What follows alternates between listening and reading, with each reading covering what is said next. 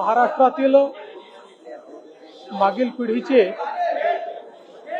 एक अतिशय जाणते नेते म्हणून ज्यांच्याकडे पाहिलं जायचं असे डी.वाय. पाटील दादा यांचा दुःखद निधन झालं।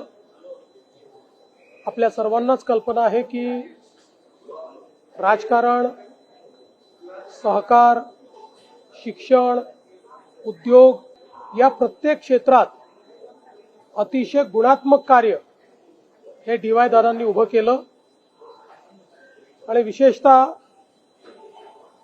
समाजातल्या प्रत्येक व्यक्तीला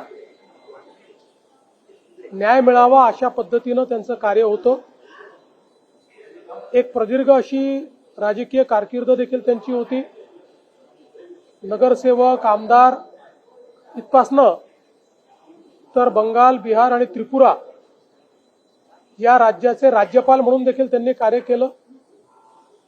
आपल्या विविध संस्थांच्या माध्यमातून एक मोठं शिक्षण क्षेत्रातलं साम्राज्य त्यांनी उभं केलं।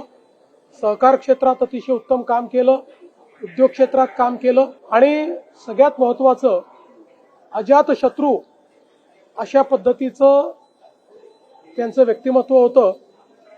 समाजातल्या सर्व लोकांची, सर्व पक्षाच्या लोकांची, सर्व विचारांच्या लोकांची अतिशय सलोख्याचे त्यांचे संबंध होते। मला देखील अगदी जवळून त्यांच्याशी संपर्क ठेवता आला आणि निश्चितपणे त्यांचं जे व्यक्तिमत्व होतं ते अगदी हवंहवंसं वाटणार अशा प्रकारचं व्यक्तिमत्व होतं। त्यांच्या जाण्यामुळे निश्चितपणे जुन्या पिढीतला एक जाणता नेता, एक द्रष्टा नेता आपल्यातनं निघून गेलेला आहे। मी त्यांना विनम्र श्रद्धांजली अर्पण करतो। त्यांच्या कुटुंबावर आज हे जे दुःख कोसळलेलं आहे ते सहन करायची शक्ती ईश्वराने त्यांना द्यावी।